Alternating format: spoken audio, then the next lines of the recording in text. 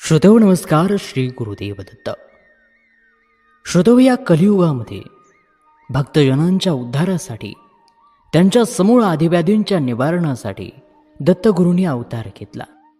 गुरुचरित्र या परम पावन आणि पवित्र अशा ग्रंथात साक्षात दत्तगुरूंचा वास आहे.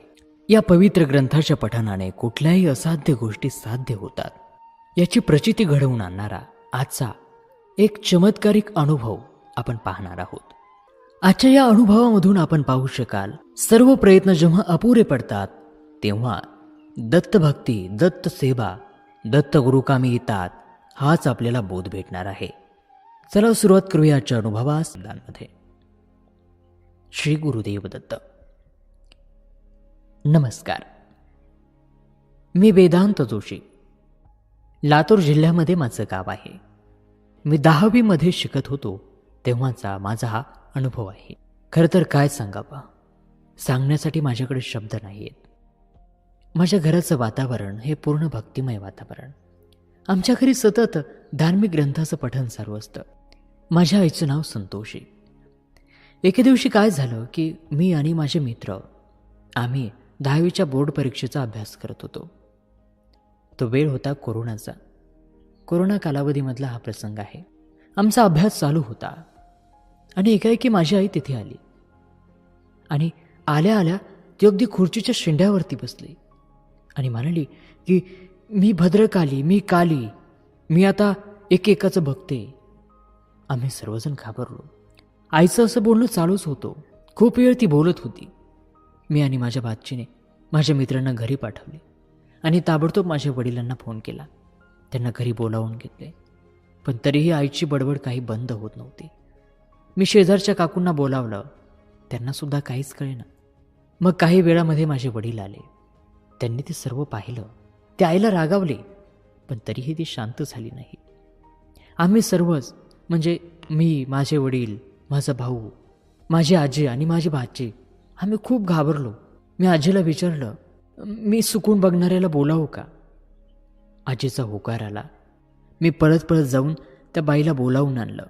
ती बाई अर्ध्या तासानंतर आली.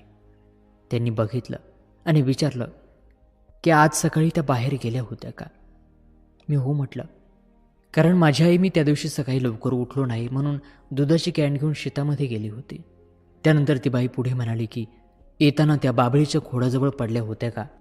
मी हो म्हटलं, कारण येताना मी, वडील आणि आई आणि त्याबरोबर तन्मय मोटरसायकलवर येत असताना आई पडली होती. आणि मग ती बाई म्हणाली की तिला तिथली एक वाण्याची बाई लागली आहे आणि उतारा करावा लागेल. त्यांनी आम्हाला उतारा करायला सांगितला. आम्ही तो केला, तरीही काहीच फरक पडला नाही. 2-3 दिवस झाले तरी आईची बडबड चालूच होती. आणि त्या पहिल्या 10 दिवसामध्ये तर असं होऊ लागलं की आई उठून रात्रीचंच घराबाहेर पळत जायची, रात्री बाहेर बोलायची. वडील आईला आणायचे, तिला झोपवायचे. आई रात्री आजीच्या उशाला येऊन बोलायची की रडू नका, तुम्ही का रडता? असं आई रात्रीतून 3-4दा यायची. मी खूप घाबरलो. मला खूप भीती वाटायची. आईला पुढं आम्ही मनोरोग तज्ज्ञाकडे नेलं, पण फरक काहीच नाही. 10 ते 15 मांत्रिक केले, फरक नाही. जिकडे तिकडे वेगवेगळे उपाय करून थकलो. शेवटी झोपीच्या गोळ्या देऊन आईला झोपवलं. आईला खूप काही दिसायचं, आवाज यायचे. तिला सतत एक बाई यायची, कानात तिच्या म्हणायची की तुझ्या घरचे मेले, वारले. आणि मग आई खूप रडायची. 1 वर्ष असं चालू होतं. या देवाचं, त्या देवाचं, आसराचं, मसोबाचं, मारुतीचं, पण काहीच नाही. माझा नंबर लातूरला कॉलेजमध्ये लागला. मी लातूरला आलो, पण आईचं ते चालूच होतं. आई पूर्ण बदलून गेली. सावली हॉस्पिटलमध्ये 1 महिना ॲडमिट होती. तिथेही काहीच फरक नाही. आणि कुठे आला तर तात्पुरता, म्हणजे 1-2 दिवसांचा फरक. मंदिर, मस्जिद, बाबा, तांत्रिक, सर्व काही केलं. जीव अगदी मेटाकुटीला आला. दवाखान्यात 1 लाखहून अधिक खर्च झाला. बाबा मांत्रिकाला 50,000हून जास्त खर्च झाला. नबस केले तरीही काहीच उपयोग नाही. एके दिवशी मला अचानक माझ्या आठवणीत आलं की श्री क्षेत्र मोराळे, तालुका तासगाव, जिल्हा सांगली, तेथील व्हिडिओ मी पाहिला. श्री नृसिंह सरस्वती महाराजांचा. तेथे भूतबाधा सोडवली जाते, ते म्हणजे भक्ती मार्गाने. वडिलांना सांगितलं, त्यांचा तर विश्वासच नाही. म्हटलं खूप तांत्रिक मांत्रिक केले पण फरक नाही. इतके किस्से झाले की मी वर्णवू शकत नाही. पण मी व्हिडिओ खाली त्या क्षेत्राचा तेथील सहायकाचा नंबर नोट करून फोन केला. ते म्हटलं, श्री गुरुदेव दत्त.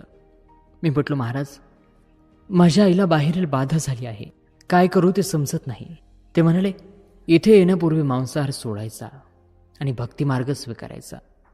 मी म्हटलो, आम्ही ब्राह्मण आहोत, मांसाहार बिलकुल करत नाहीत, पण खूप दिवसापासून भक्तिमार्ग आहे. ते म्हणाले, ठीक आहे, काय होतंय ते मी सर्व त्यांना सांगितलं. ते म्हणाले, येथे येण्यापूर्वी 1 महिना नामजप करा, दत्त अथवा श्री गुरुदेव दत्त, किंवा दिगंबरा दिगंबरा श्रीपाद वल्लभ दिगंबरा असा हा जप करा. एक उदबत्ती लावा, ती उदबत्ती संपेपर्यंत जप चालू करा आणि त्या उदबत्तीचा अंगारा पाण्यात टाकून ते पाणी सर्वजण प्या. मी त्यांना विचारलं की मी केलं तर चालेल का? ते म्हणाले, सर्व व्यक्तींनी करावं लागेल, नाहीतर फक्त तुम्हाला फरक दिसेल, सर्वांना नाही. इथे येण्यापूर्वी 50 ते 60% फरक दिसेल. त्यांनी फोन ठेवला. आमच्या घरी आईची ताकद नव्हती, वडिलांना विश्वास नव्हता, फक्त आजी तयार, भाऊ तर करतच नव्हता आणि मी पण तयार होतो. पण लातूरला कॉलेजमध्ये माझ्या मनामध्ये विचार आला की गुरुचरित्राचं पारायण केलं तर, पण तेव्हा ते शक्य नव्हतं. मी लातूरला 3 महिने झालो होतो, पण आईचं दुखणं, आईचं बडबड अजिबात बंद नाही झाली. मी माझ्या मामांना विचारून घरी आलो आणि ठाम निश्चय केला की पारायण करायचंच. यूट्यूबला व्हिडिओ पाहिले, माहिती काढली, पोथीसुद्धा मागवली, सर्व नियम पाहिले आणि दुसऱ्या दिवशी पारायणाला बसलो. आश्चर्य असं की मागच्या 3 महिन्यापासून आईला मासिक धर्म आला नव्हता, पण पारायणाच्या दुसऱ्या दिवशी आईला मासिक धर्म आला. आणि चमत्कार असा झाला की त्या दिवशीपासून आईचा आवाज, आईची बडबड, आईचं बोलणं, पळणं सर्व काही बंद, अगदी पहिल्यासारखं शांत.